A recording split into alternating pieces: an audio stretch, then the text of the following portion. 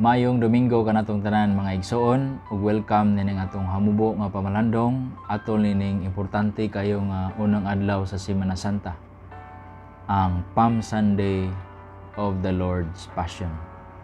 Domingo sa lukay sa pasyon sa atong Ginoong Hesukristo. Ang pasyon sa atong Ginoong Hesukristo nining tuig gikutlo gikan sa Ebanghelyo ni San Lucas chapter 22 verse 14 to chapter 23 verse 56, ang tinaas nga bersyon sa pasyon sa atong Ginoong Hesukristo. Mga igsoon, ang ato ang pasyon nga sumala ni San Lucas aduna siya mga detalye nga dili nato mabasa sa Ebanghelyo ni San Marcos ug ni San Mateo. Mga emphasis ni San Lucas nga mamahimong makutluan nato og mga pamalandong nining Domingo sa lukay sa pasyon sa atong Ginoong Hesukristo. Daghan kini mga igsoon apan magpili lamang kita og duha alang sa atong pamalandong. Una, alang sa mga apostoles nga mamahimong mga umabot nga leader sa simbahan, ang atong Ginoong Hesukristo nagtugon kanila panahon sa katapusang panihapon samtang nag-alirong sila sa lamisa. Nag-ingon ang atong Ginoo, ang labing dako diha kaninyo magpakahimong susama sa kamanghuran ug ang nagmando susama sa nag-alagad. Kini ang timailhan nga nag-alagad ang mga apostoles sa gingharian sa Dios nga gipasiunhan ni Hesus. Mag-alagad sa tanan, walay pili. Matag usa isa public servant. Ug kini nga tugon ni Hesus, tinuod kini, wala kini pagkausab alang sa tanang henerasyon sa mga Kristiyanos alang sa tanang panahon. Kay mao ni ang kalidad sa mga leaders nga nag-alagad sa gingharian sa Dios. Kanang sama ni Jesus hands-on mao'y mangunay sa pag-alagad. The apostles should serve their brothers and sisters, not like the arrogant leaders of secular society. Ang mga leaders nga dili iya ni Kristo mao kadtong mo'y alagaran sa ilang mga sakop imbes nga sila ang mag-alagad.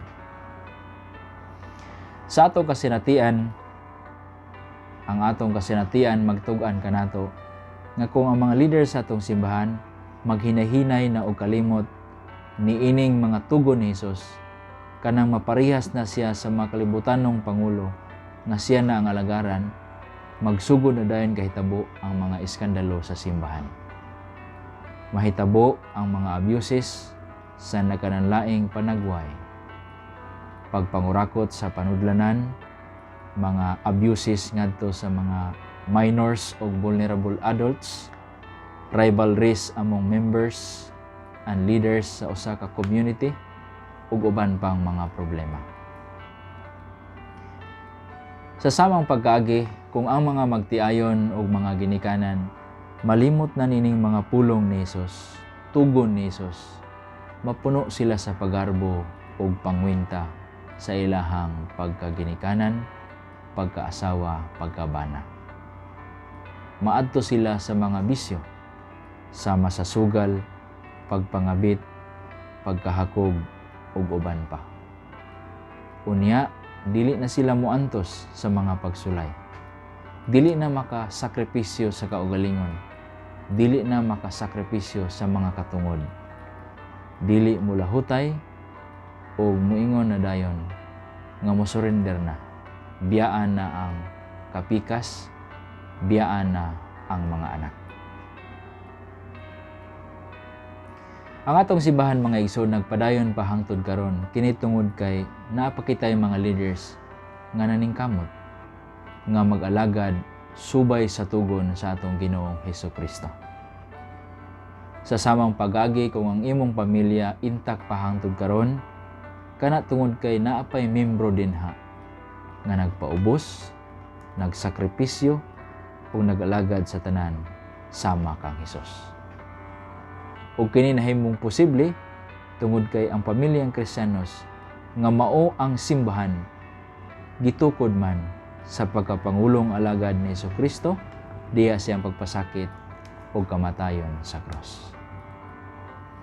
Ikaduha mga igsoon, sumala pa ni San Lucas, ang katapusang mga pulong ni Hesus, ang pipila ka mga katapusang pulong ni Hesus, mga pulong man sa pagpasaylo ay siya namatay. Ingon niya, amahan pasaylua sila, kay wala sila masayod unsay ilang gibuhat. Nining maong mga pulong ni Hesukristo, siya nagtudlo sa mga tinun-an o sa matag usa kanato nga ang Yahweh sa pagkahimong alagad sa tanan mao gayud ang pagpasaylo. Nganong gipasaylo ang tanan ni Hesus? Gikan sa cross ang mga sundalo, mga Parisiyo, mga Sadusiyo, mga tao nga mibukbok kaniya, miluwa kaniya, misumbag kaniya, misagpa kaniya. Kini tungod kay klaro kang Hesus nga ang iyahang buntugon mao man ang dautan, ang iyahang pildihon mao man si Satanas, ang amahan sa sala. Ang gikasilagan ni Hesus mao ang sala, dili ang mga makasasala. Og nindot ni sa mga igsoon nga ato ning huptan diha sa atong pagkaalagad. Sa akong kasinatian, sa wala pa ko mahimong pari, daghan po kong mga gipasaylo nga mga tao. Sa mga daghan pod ug mga higayon nga ako nagpasaylo, nangayo og pasaylo gikan sa mga tao.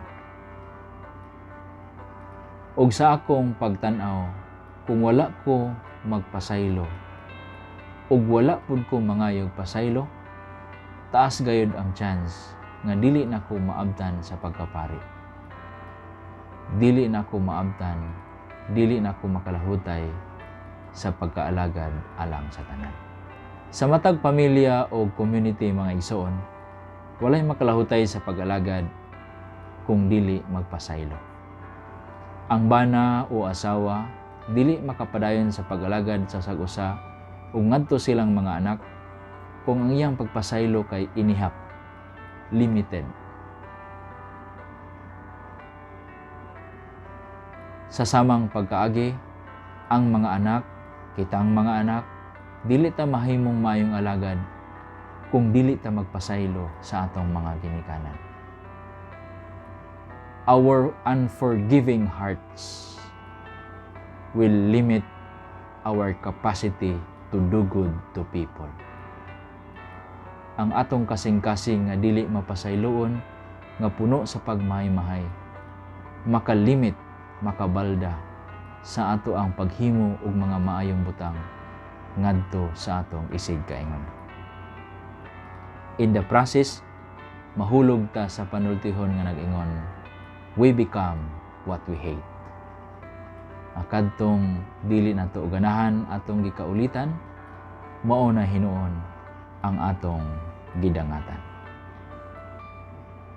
Atong hinumduman mga igsoon nga ang pagpakasala tawhanon tungod sa dautan, apan ang pagpasaylo Dios nun. Busa nining Domingo sa lukay sa pasyon sa atong Ginoong Jesucristo, atong bag-uhon, atong i-renew ang atong pagkaalagad alang sa tanan sa ngalan sa atong Ginoong Jesucristo. Diya sa atong paghawid sa mga lukay, atong i-renew ang atong pagkaalagad ngadto sa tanan. Dako kita, pangulo kita, labaw kita sa pag-alagad diha sa pamilya, simbahan o katilingban. Ug atong hawiran ang Yahweh sa paglahutay nga mao ang pagpasaylo sa kanunay. Daghang salamat mga igsoon sa inyong pagtan-aw. If you find this video helpful sa inyong faith life, please subscribe to my YouTube channel and please don't forget to hit the notification bell for future videos. God bless you.